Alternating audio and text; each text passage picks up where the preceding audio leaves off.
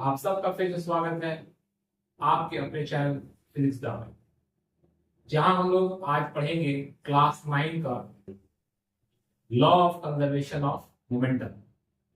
हम लोग पिछले दिन ब्रीफली डिस्कस किए थे न्यूटन के तीनों लॉ। आई होप उससे आपको फायदा हुआ होगा और वहां पर कुछ क्रिटिकल रिमार्क्स भी आए। तो चलिए, हर तरह के क्रिटिकल रिमार्क्स को हम लोग एक्सेप्ट करने वाले लोग हैं, उससे हम और इम्प्रूव करने की कोशिश करेंगे। चलिए, आज का हमारा टॉपिक स्टार्ट करते हैं। ज्यादा इधर उधर की बातें नहीं करते हुए क्लास को स्टार्ट।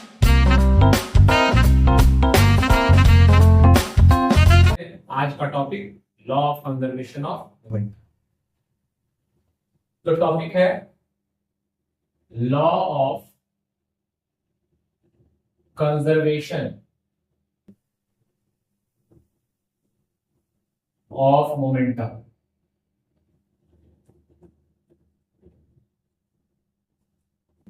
अब इसका क्या मतलब होता है? मोमेंटम के बारे में हम लोगों ने पढ़ा था कि मोमेंटम क्या होता है। Momentum is the product of दो क्वांटिटी, मास एंड वेलोसिटी। तो मोमेंटम क्या होता है? मोमेंटम होता है, it is the product of mass and velocity. अब आप सोचिए कि इस मोमेंटम को, इसको हम लोग को कांस्टेंट क्या रखना है बच्चों? इसको कांस्टेंट रखना। ठीक है, इसको कांस्टेंट रखना मतलब ये ना तो बढ़ना चाहिए ना ही घटना चाहिए, ये कांस्टेंट रहेगा। तो अगर ऐसा सिचुएशन है कि हमारा मोमेंटम जो है वो कांस्टेंट रहे, तो अगर हमारा ये क्वांटिटी मास इंक्रीज करेगा तब तो मोमेंटम इंक्रीज होने लगेगा। बट हमारा कंडीशन क्या है कि मोमेंटम को कांस्टेंट रखना। तो मास अब इंक्रीज करेगा तो वेलोसिटी को डिक्रीज होना पड़ेगा, तब जाके ये जो हमारा क्वांटिटी मोमेंटम है वो कांस्टेंट रहेगा। या सोचिए कि अगर ऐसा हो कि मास को हम लोग डिक्रीज कर रहे हैं, मास अगर डिक्रीज हो रहा है तो मोमेंटम डिक्रीज होना चाहिए। बट अगेन मोमेंटम को कांस्टेंट रखना है तो वेलोसिटी को इंक्रीज होना पड़ेगा। ये एकदम बेसिक बात है जो आप अपने दिमाग में रखिए कि momentum is the product of mass and velocity. अगर किसी सिस्टम का मास इंक्रीज होगा तो वेलोसिटी जो है वो डिक्रीज होगा, और मास अगर डिक्रीज होगा तो वेलोसिटी जो है वो इंक्रीज होगा। तो ये है हमारा अबाउट दिस कॉन्सेप्ट। अब क्या होता है, from Newton second law, from Newton second law, Newton के सेकेंड लॉ से हम लोग क्या जानते हैं? न्यूटन का सेकेंड लॉ क्या कहता है? न्यूटन का सेकेंड लॉ कहता है कि फोर्स इज इक्वल टू क्या होता है? Force is equal to change in momentum, change in momentum by time होता है। Change in momentum by time होता है। ठीक है, यहां पर ये F क्या रिप्रेजेंट करता है? F रिप्रेजेंट करता है नेट या रिजल्टेंट, है ना, external force, resultant external force को रिप्रेजेंट करता है। करेक्ट। अब अगर किसी सिस्टम में नेट एक्सटर्नल फोर्स जीरो है, उस सिस्टम को हम लोग आइसोलेटेड सिस्टम कहते हैं। तो for an isolated system,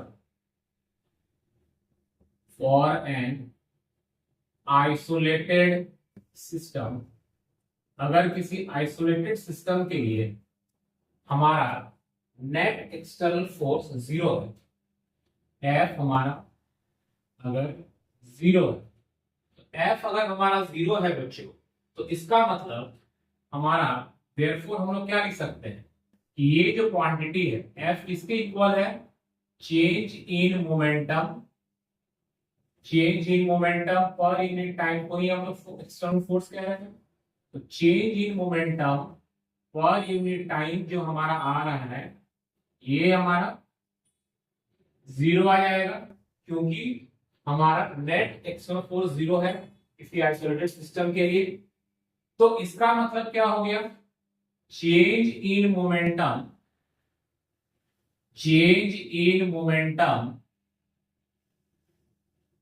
equal to zero आ जाएगा, क्योंकि टाइम के साथ जीरो को मल्टीप्लाई करेंगे वो जीरो हो जाएगा। तो चेंज इन मोमेंटम हमारा जीरो आ गया। चेंज इन मोमेंटम अगर जीरो आ गया तो चेंज इन मोमेंटम का मतलब final momentum, final momentum minus initial momentum, final momentum minus initial momentum. Change का यही मतलब होता है, फाइनल वैल्यू से जब हम इनिशियल वैल्यू को माइनस करते हैं तो चेंज कहलाता है। ये तुम्हारा जीरो आ जाएगा। इसका मतलब फाइनल मोमेंटम, फाइनल मोमेंटम और इनिशियल मोमेंटम क्या आ जाएगा, इक्वल आ जाएगा। तो इसे हम लोग कहते हैं law of conservation of momentum. तो law of conservation of momentum क्या कहता है? Law of conservation of momentum कहता है कि अगर कोई आइसोलेटेड सिस्टम है जिसमें आपका एक्सटर्नल फोर्स अगर जीरो है, तो एक्सटर्नल फोर्स अगर जीरो है आइसोलेटेड सिस्टम में, तो हमारा टोटल इनिशियल मोमेंटम और टोटल फाइनल मोमेंटम इक्वल आएगा। मतलब शुरुआत में जितना मोमेंटम था और बाद में जो टोटल मोमेंटम आएगा सिस्टम का वो इक्वल आएगा। इसका मतलब कि मोमेंटम जो है वो हमारा कंजर्व रह गया, मोमेंटम जो है वो हमारा बदला नहीं, मोमेंटम जो पहले था वही मोमेंटम फिर से रह गया। ठीक है, तो ये था हमारा law of conservation of momentum, जो कि क्लास 9 स्टैंडर्ड का हम लोगों ने ये समझा। तो मोटा मोटी हम लोग क्या समझा कि total initial momentum of the system और total final momentum of the system जो है वो दोनों इक्वल आएगा। तो चलिए अब इस पर हम लोग कुछ क्वेश्चन देखते हैं, एक बाय एक एक करके एक दो क्वेश्चन देखेंगे तो शायद हमारा कॉन्सेप्ट और जो है वो क्लियर हो जाए। ओके, तो यहाँ पे आप 3 क्वेश्चन देख रहे होंगे। इन 3 क्वेश्चंस को अगर हम लोग बहुत ही धीरे धीरे समझ लें तो आपका जो कॉन्सेप्ट है law of conservation of linear momentum का, आई थिंक क्लास 9 स्टैंडर्ड के लिए बिल्कुल क्लियर हो जाएगा। तो चलिए पहला क्वेश्चन देखते हैं। पहला क्वेश्चन है कि आपके पास एक गन है, जिस गन में से एक बुलेट को फायर किया गया। बुलेट का मास है 50 ग्राम और बुलेट जो है 120 मीटर पर सेकेंड के स्पीड से जाने लगा, और जिस गन से उसको फायर किया गया गन का मास है 50 kg। तो वो गन का रिकॉइल वेलोसिटी या स्पीड निकालना है। मतलब जब आप किसी गन को फायर करते हैं तो क्या होता है, बुलेट तो आगे निकल गया लेकिन गन पीछे झटका लेके पीछे आता है। उस झटका लेके जो गन पीछे आता है उसको हम लोग recoil velocity of the gun कहते हैं, उसे हम लोग निकालना है। तो सबसे पहले क्या करेंगे, टोटल इनिशियल मोमेंटम कितना आएगा, टोटल इनिशियल मोमेंटम। यहाँ पे 2 चीजें हैं, गन है और बुलेट है। तो जब तक आप फायर नहीं करेंगे, बिफोर फायर, फायर करने से पहले, फायर करने से पहले ना तो बुलेट मूव करेगा ना तो गन मूव करेगा। तो इसका मतलब दोनों का मोमेंटम जीरो है। तो टोटल मोमेंटम उस पूरे सिस्टम का जीरो है फायर करने से पहले। अब फायर जब आपने कर दिया तो बुलेट के पास वेलोसिटी आ गया, गन भी रिकॉइल करेगा पीछे, मतलब दोनों के पास मोमेंटम है। तो टोटल फाइनल मोमेंटम, तो टोटल फाइनल मोमेंटम कितना आएगा, तो टोटल फाइनल मोमेंटम क्या आएगा, मास गन का लेना होगा इनटू वेलोसिटी ऑफ गन लेना पड़ेगा, इससे गन का मोमेंटम आ जाएगा, प्लस मास बुलेट का लेना पड़ेगा और बुलेट के वेलोसिटी से मल्टीप्लाई करेंगे तो बुलेट का मोमेंटम आ जाएगा। तो ये कितना हो जाएगा, यहाँ पे गन का मास 50 kg है और गन का ही वेलोसिटी निकालना है, 50 into velocity of gun plus 50 ग्राम है बुलेट का मास, उसको केजी में कन्वर्ट कर लेंगे, 1000 से मल्टीप्लाई करेंगे, डिवाइड करेंगे, और उसका जो वेलोसिटी है वो 120 है, 120 से मल्टीप्लाई कर लेंगे। इसको थोड़ा सॉल्व कर लिया जाए यहाँ पे, तो ये आ जाएगा 6। टोटल फाइनल मोमेंटम कितना आ गया, 50 into velocity of gun plus 6, और टोटल इनिशियल मोमेंटम कितना था, 0। तो अभी अभी हम लोगों ने law of conservation of momentum पढ़ा था। तो law of conservation of momentum में हमें क्या सिखाया कि टोटल इनिशियल मोमेंटम और टोटल फाइनल मोमेंटम हमेशा इक्वल होता है। इक्वल कर दिए, अब यहां से सॉल्व करना है। Vg इक्वल टू कितना आ जाएगा, 6 इधर ले जाएंगे तो माइनस में, तो -6 बाई यहाँ हो जाएगा 50। ठीक है, so this is equal to, जो भी आंसर आएगा मीटर पर सेकेंड में हम लोग इसको लिखते हैं। ठीक है, बात समझ में आया, 50 into Vg by +6 equal to 0। ठीक है, मतलब आपको बेसिकली समझना क्या है कि टोटल इनिशियल मोमेंटम और टोटल फाइनल मोमेंटम जो है दोनों को इक्वल करना। फायर करने से पहले गन का जो मोमेंटम था वो 0 था, और बुलेट का जो मोमेंटम था वो भी 0 था। फायर जब हुआ तब दोनों के पास मोमेंटम आया। चलो अब दूसरा क्वेश्चन देखते हैं। दूसरा क्वेश्चन क्या है कि आपके पास एक कार्ट है। ठीक है, कार्ट का मतलब लकड़ी का एक टुकड़ा है, इसमें चक्का लगा हुआ है। ठीक है, मान लीजिए लकड़ी का एक टुकड़ा है और इसमें चक्का लगा हुआ है, और ये लकड़ी का टुकड़ा मूव कर रहा है।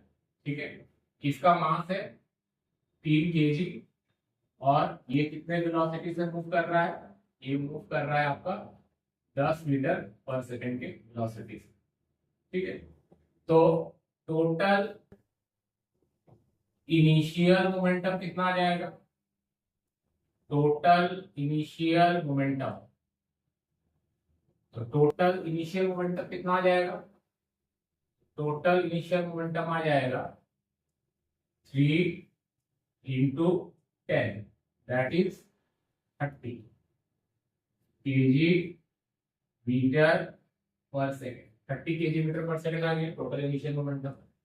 अब बोल रहा है कि इस कार्ट के ऊपर एक ब्लॉक रख दिया है, मानो लकड़ी का टुकड़ा ब्लॉक रख दिया है, इसका मास है 1.5 kg। अब इस पूरे सिस्टम का मास कितना हो जाएगा, तो इस पूरे सिस्टम का मास हो जाएगा, टोटल मास आ जाएगा 4.5 kg। कैसे 4.5 kg हो गया, 3 kg तो कार्ट का ही मास था, उसके ऊपर आपने ब्लॉक रख दिया, तो टोटल मास 4.5 kg हो गया। तो टोटल फाइनल मोमेंटम कितना हो जाएगा, total final momentum, total final momentum कितना हो जाएगा।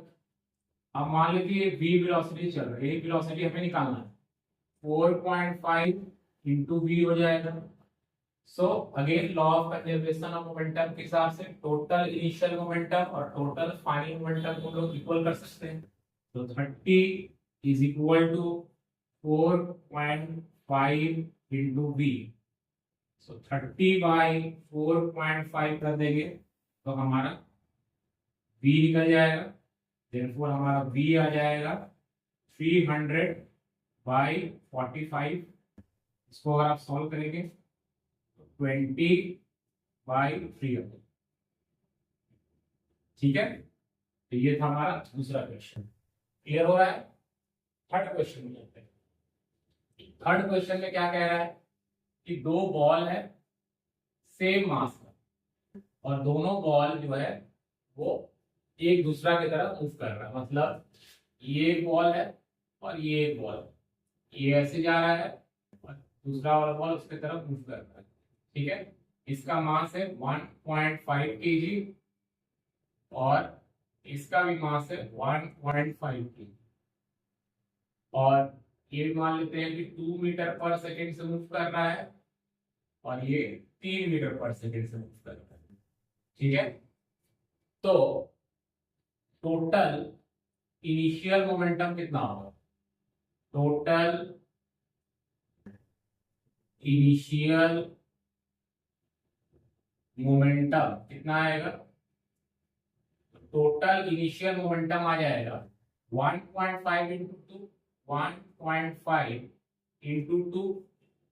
लेकिन यहाँ पे ध्यान देना है बच्चों, मोमेंटम जो होता है वो वेक्टर क्वांटिटी होता है। इस डायरेक्शन को अगर हम लोग पॉजिटिव मान रहे हैं, इस डायरेक्शन को हमको नेगेटिव मानना पड़ेगा। इस दोनों केस में क्या था, डायरेक्शन का कोई कॉन्सेप्ट आया नहीं, बिकॉज इसमें यहाँ पर जैसे आप देखिए recoil velocity of the gun आपने निकाला तो वो नेगेटिव में आ गया। क्यों नेगेटिव में आया, क्योंकि जब गन जैसे बुलेट आगे की तरफ जाएगा, बुलेट जब आगे जाएगा तो गन पीछे मूव करेगा, दोनों का मोमेंटम ऑपोजिट आ रहा है, करेक्ट।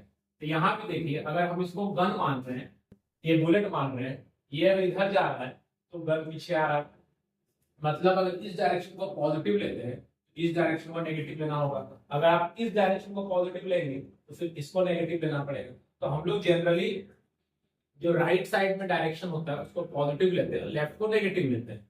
तो हमारा ये पॉजिटिव मोमेंटम आ गया, इसका मोमेंटम नेगेटिव आएगा, प्लस इसका मोमेंटम नेगेटिव कितना हो जाएगा, -1.3। इसका मोमेंटम जो है ये नेगेटिव में आएगा, कितना हो जाएगा, -1.5 इंटू 3 हो जाएगा। तो आपका टोटल इनिशियल मोमेंटम कितना आ गया, 3, यहाँ पे 3 आ गया और यहाँ आ जाएगा -4.5, तो ये आ जाएगा -1.5। ये हो गया आपका टोटल इनिशियल मोमेंटम। अब दोनों बोल रहा है कि टकरा रहा है, दोनों टकराया और स्टक मतलब चिपक गया है दूसरा के साथ, ठीक है। अब एक चीज देखिए, आपका जो मोमेंटम आया वो नेगेटिव में आ रहा है, नेगेटिव आपने किस डायरेक्शन को लिया था, इस डायरेक्शन, इसका मतलब टकराने के बाद ये इधर जाने लगेगा, करेक्ट। ऐसे भी सोचिए इधर का मोमेंटम, ये मोमेंटम कम ये ज्यादा है, टकराने के बाद जो रिजल्टेंट वेक्टर बचेगा वो इस डायरेक्शन में बचेगा। तो टोटल इसका मास हो जाएगा 3 kg, दोनों चिपक गया और इसका वेलोसिटी मान लेते हैं कि v हो गया। तो टोटल फाइनल मोमेंटम कितना आ जाएगा, टोटल फाइनल मोमेंटम कितना हो जाएगा, नेगेटिव बचे, नेगेटिव में आएगा मोमेंटम फाइनली, -3 इंटू वी हो जाएगा। अब लॉ ऑफ कंजर्वेशन मोमेंटम क्या कहता है, law of conservation of momentum कहता है कि आप -3 इंटू वी आएगा। लॉ ऑफ कंजर्वेशन मोमेंटम क्या कहता है कि टोटल इनिशियल मोमेंटम और टोटल फाइनल मोमेंटम इक्वल होना चाहिए। -3 into v is equal to क्या हो जाएगा, -1.5 आ जाएगा, minus minus cancel, v is equal to आ जाएगा 1.5/3 that is 0.5 metre per second. I hope ये तीनों क्वेश्चन आपको क्लियर हुआ होगा, ठीक है। तो इसी टाइप के क्वेश्चन आपके टेक्स्ट बुक में भी होगा, आप टेक्स्ट बुक के उन क्वेश्चन को सॉल्व कीजिए खुद से। देखिए बेसिकली क्लास 9th में इसी टाइप से क्वेश्चन होंगे, ठीक है। यही वैरायटी है, इससे ज्यादा वैरायटी क्लास 9th में लॉ ऑफ कंजर्वेशन और मोमेंटम का नहीं होगा। तो आई होप कि आपको ये समझ में आ गया होगा, ठीक है, लॉ भी समझ में आ गया होगा और इसके बेसिस पर जो न्यूमेरिकल्स बताए वो न्यूमेरिकल भी आपको समझ में आया होगा। इस टाइप के और न्यूमेरिकल्स आप प्रैक्टिस करें, और अगर फिर भी आपको कहीं पर प्रॉब्लम आ रहा है, कहीं समझने में कोई दिक्कत हो रहा है, तो आप हमें बताएं, कमेंट करें, या जिनके पास हमारा व्हाट्सएप नंबर है व्हाट्सएप भी करके पूछ सकते हैं। हम लोग कोशिश करेंगे कि आपके प्रॉब्लम को सॉल्व किया जा सके। मेरा जो मकसद है इस चैनल में वो सिर्फ इतना है कि आप फिजिक्स को आसानी से समझ पाए और धीरे धीरे करके पढ़ें, तो भड़बड़ाना नहीं है पढ़ने के लिए, ठीक है। धीरे धीरे अगर आप पढ़ेंगे, जैसे यही क्वेश्चन से इन्हीं क्वेश्चन को जाकर घर में अगर आप प्रैक्टिस करेंगे तो आपका कॉन्सेप्ट ऑब्वियसली क्लियर होगा और आप फिजिक्स को और आसानी से समझ पाएंगे और इससे आपको इंटरेस्ट भी पैदा होगा। चलिए मिलते हैं नेक्स्ट वीडियो में नए टॉपिक के साथ, नए प्रॉब्लम्स के साथ। तो एंजॉय कीजिए फिजिक्स को, मिलते हैं नेक्स्ट वीडियो में, टेक केयर एंड बाय।